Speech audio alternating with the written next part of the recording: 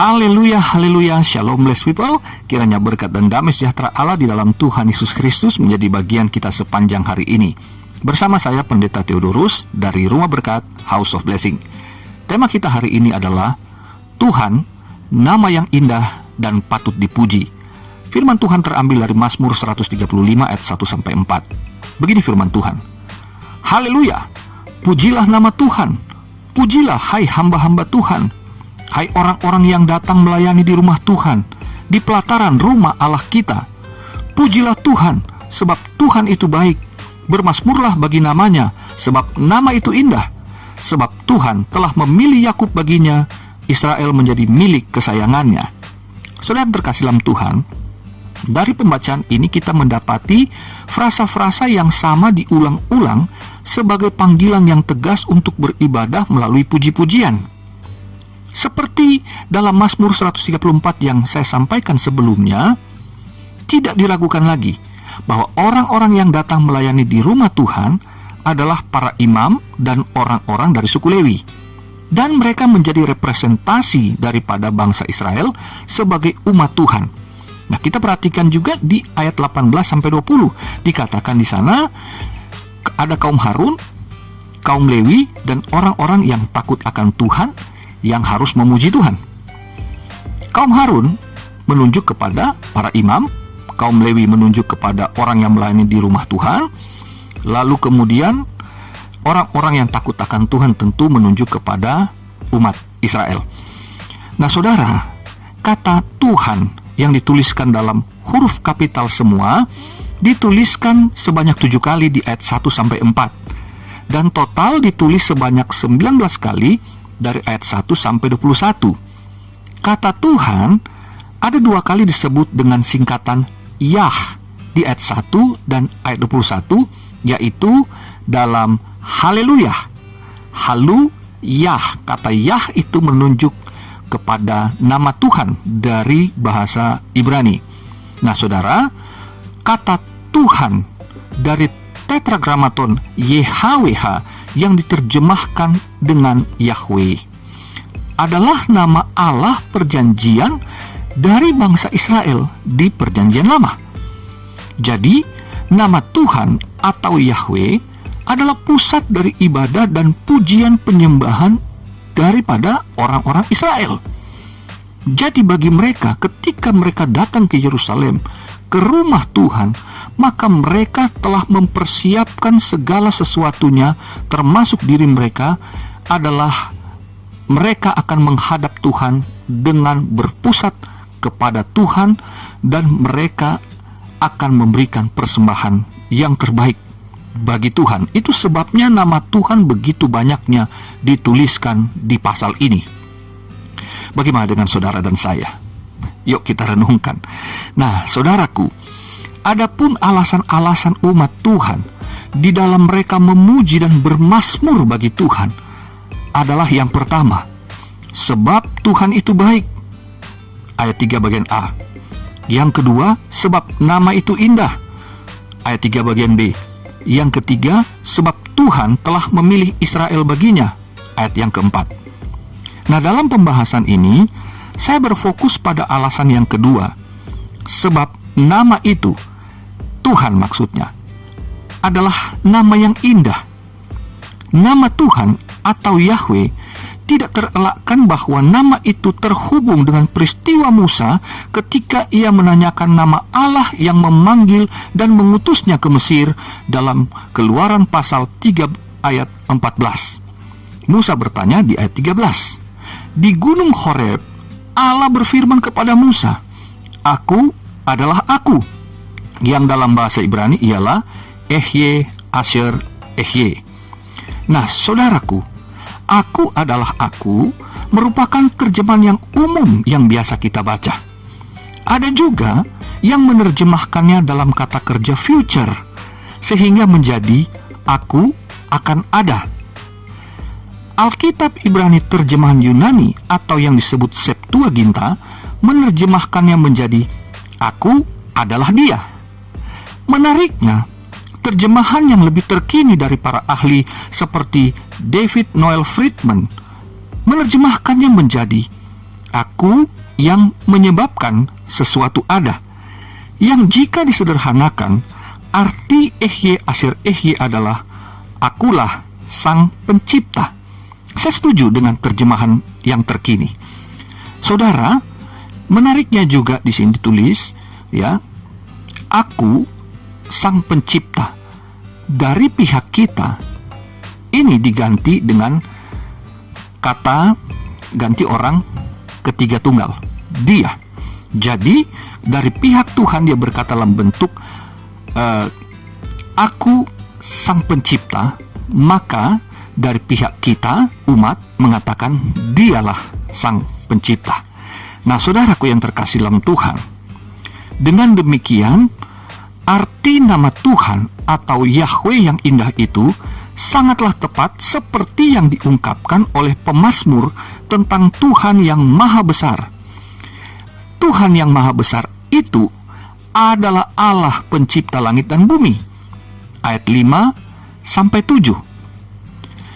Pemazmur bukan hanya memuji, namun ia mengenal Tuhan, Allah yang disembahnya. Jadi, di sini pemazmur mengajak kepada orang Israel, kalau nyembah Tuhan jangan cuma seperti satu formalitas, satu kewajiban belaka, tetapi yang terpenting, seperti pemazmur berkata di ayat 5 itu, sesungguhnya aku tahu, sesungguhnya aku kenal, dari bahasa Ibrani. Jadi, apa yang diungkapkan merupakan isi hati karena pengenalan yang benar akan Allah yang disembahnya. Bagaimana dengan saudara dan saya? Apakah kalau kita beribadah, kita memuji Tuhan karena kita memang mengenal Tuhan Allah yang kita sembah itu? Yuk kita renungkan bersama lagi. Haleluya. Saudaraku, pemazmur juga mengingatkan sejarah Israel yang dibebaskan dari Mesir dan memenangkan berbagai peperangan dengan bangsa-bangsa sampai mereka memiliki tanah perjanjian dengan perbuatan-perbuatan ajaib berupa tanda-tanda dan mujizat-mujizat yang dilakukan oleh Allah yang menyatakan namanya, yaitu Tuhan atau Yahweh di ayat 8-14. Lalu pemazmur membandingkan antara Tuhan Allah yang Maha Kuasa dengan semua berhala yang tidak dapat berbuat apa-apa di ayat 15-18. Saudaraku, nama Tuhan yang indah di perjanjian baru, itulah Yesus Kristus. Amin. Saudaraku, kata atau nama Yesus dari bahasa Ibrani yaitu Yeshua, artinya adalah Tuhan adalah keselamatan. Karena nama Yeshua itu singkatan dari dua kata, Yahweh dan Shua, atau Yehova dan Shua. Tuhan adalah keselamatan. Saudara ingat, di Matius 1 ayat 21, nama Yesus sesuai dengan maksud dan tujuannya datang sebagai anak manusia, yaitu dialah yang akan menyelamatkan umatnya dari dosa mereka. Ini biasa kita dengar pada saat Natal, bukan? Dalam Kisah Rasul 4 ayat 12 dikatakan bahwa tidak ada keselamatan di kolom langit ini, hanya di dalam nama Yesus itu, seperti yang dikhotbahkan oleh Rasul Petrus. Saudara, jadi nama Tuhan yang indah itu bukan sekedar indah untuk disebut, tetapi kita tahu, kita mengenal bahwa nama Yesus itu adalah nama yang telah menyelamatkan kita dari dosa dan dari maut. Haleluya. Saudaraku yang terkasih, Yesus itulah nama anak Allah yang maha tinggi. Dialah Raja yang kerajaannya kekal. Lukas 1 ayat 31-33. Dia adalah Tuhan yang harus memerintah. Kita harus memberikan diri kita untuk dipimpin, diperintah oleh Yesus sebagai Raja kita. Jadi sejak kita menjadi orang Kristen, maka hidup kita tidak boleh lagi dipimpin oleh hawa nafsu, tidak boleh lagi dipimpin oleh keinginan akan dosa, tetapi oleh Kristus yang sekarang adalah Tuhan dan Raja kita. Haleluya.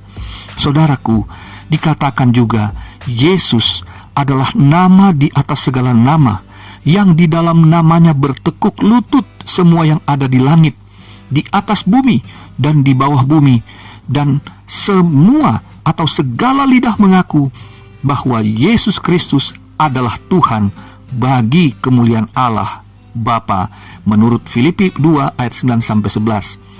Dan saudaraku, Paulus juga menulis bahwa Yesus yang disebutnya Kristus, di dalam Dia telah diciptakan segala sesuatu, Kolose 1 ayat 16. Dan di dalam Dia, dalam Kristus itulah Allah telah memilih kita untuk menjadi anak-anaknya, Efesus 1 ayat 4-5. Dan Rasul Yohanes menuliskan bahwa nama lain dari Tuhan Yesus adalah Sang Firman. Firman itu dikatakan adalah Allah itu sendiri, dan firman itulah pencipta segala sesuatu, Yohanes 1 ayat 1-3.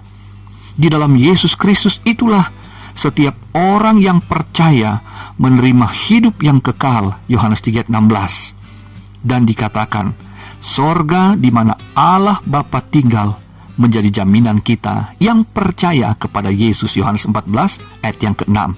Dan kita diakui sebagai anak-anak Allah karena percaya di dalam nama Tuhan Yesus Kristus, Yohanes 1 ayat 12. Nah, saudara yang terkasih dalam Tuhan, kita yang telah diselamatkan menjadi umat yang mempunyai kepastian akan kekekalan hidup dan sorga yang mulia itu, maka di bumi selama kita masih hidup, mari kita senantiasa mengingat nama Tuhan kita, Yesus Kristus, nama yang indah dan yang patut dipuji di dalam keseharian kita.